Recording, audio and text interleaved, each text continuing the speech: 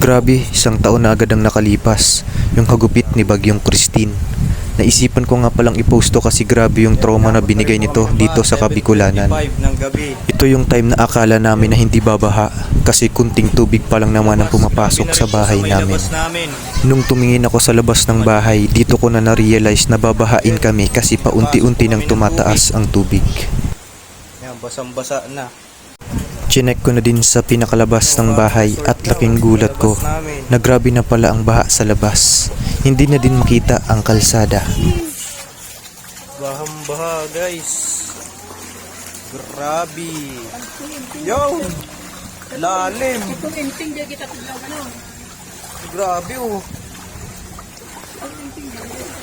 Malapit na sa tuhod.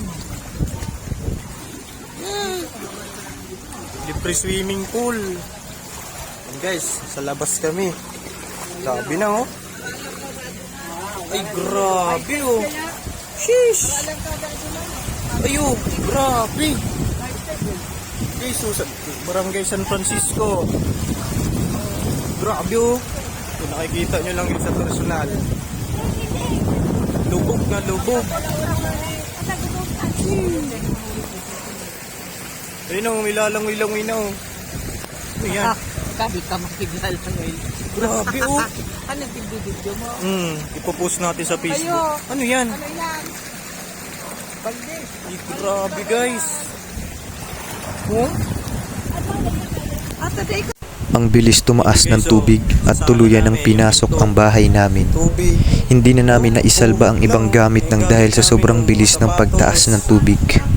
Makikita niyong palutang-lutang na lang yung mga pinaka-importante naming gamit. Ay, grabe. Pasalamat na lang kami dahil may second floor pa ang bahay namin. Ito yung nagsalba sa amin para hindi abuti ng baha. Ayun, may mga sapatos pa na lutang.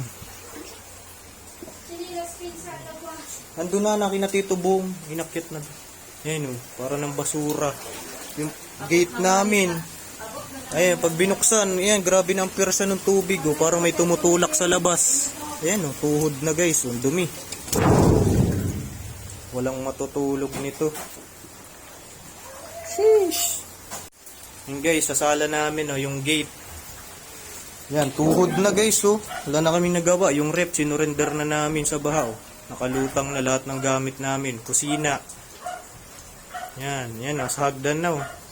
Para ng basura guys, pinasok na talaga. Ayun yung labas namin, update sa labas. Yun, para ng resort. Para ng resort guys oh. Pwede nang malunod ang bata. Pwede nang malunod ang bata dito pag naligo. Napakalalim na oh, tuhod na. Wala na. Yun guys oh. Barangay San Francisco, Naga City. Ayun yung bintana namin, abot na rin yung wifi.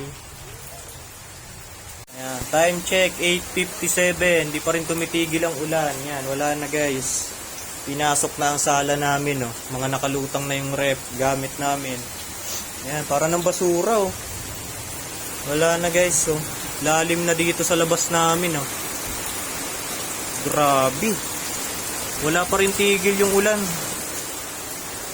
Yan, 8:57 pa lang. Yan na oh. Wala na kami nagawa sa ibang gamit. Nasira. Sobrang taas na ng baha dito. Ako lang ang lalaki sa bahay kaya ako ang nagbantay. Dahil kasama ko dito sila mama, kapatid kong lalaking bunso at si Ate Ses at ang kanyang anak na ilang months pa lang. Hindi ako natulog para magbantay at umupo na lang ako sa hagdan ng second floor namin. Ito yung pagkatapos nung sakuna ni Bagyong Christine dito sa Naga City. Naisipan kong lumabas at maglakad-lakad para makita ko kung gaano ba kalala yung iniwan na dulot ni Bagyong Christine.